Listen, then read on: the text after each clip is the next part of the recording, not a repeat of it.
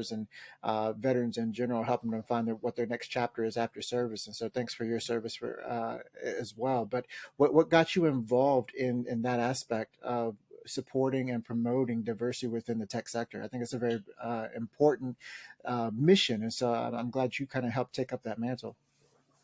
Yeah, it's interesting when I get questions around that, because some people have like this epiphany moment, and the stars fell from the sky and all this stuff. Like, I've always just treated people the same. Like, I mean, I was raised that way. Like, everyone's equal, and for me, it's abnormal to be in a situation. I'm not naive. I've been in situations. My wife is Black, and so we've been in situations where people don't like that fact. Since we especially live here in the South, I think we have to be careful in some aspects of, where we travel to, et cetera.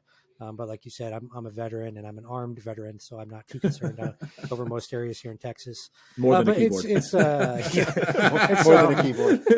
Yeah. Anyways, we won't go down that rabbit hole.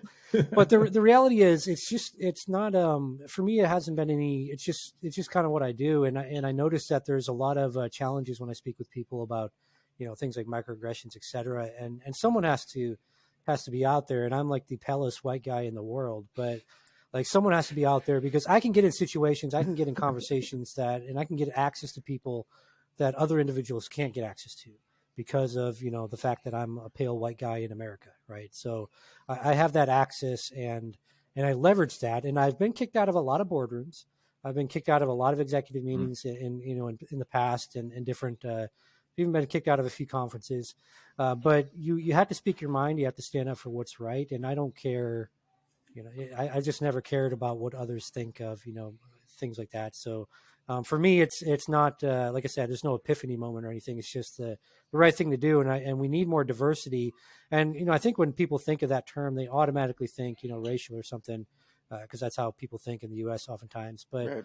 It's also more about, diversity of course, gender and gender identification, as well as diversity of thought, because I grew up extremely tough, extremely poor. I mean, homeless multiple times, your traditional thing, if you look up, stuff like that. But what I found is that there's other people that grew up in privilege, but they also had different challenges, than I had, growing up and stuff like that. So we have to have that meshing of thoughts.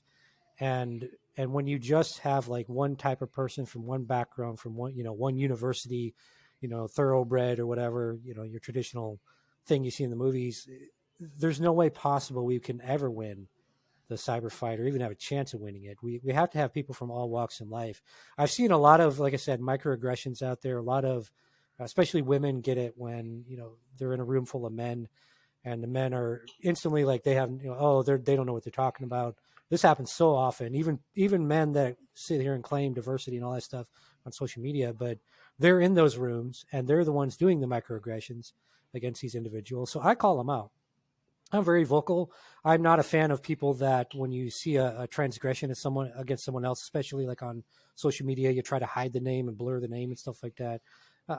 Throw their name out there. Let people know that this is the jerkhead, right? Like, come on, you got to do that. So respect. Yeah, man, you gotta. The only way to get these people to say, oh, maybe I should change, is to call them out.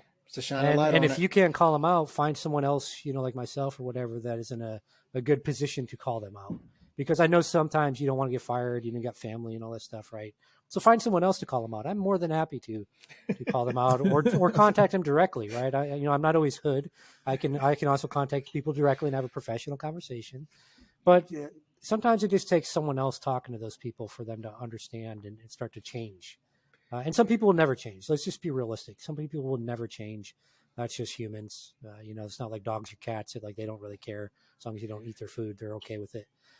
Humans, we always try to complicate things. So that's a very long-winded answer to your question of how'd you get kind of on the diversity initiative. But it just goes back to it's the right thing to do to treat people all equally. And again, there was really no epiphany moment.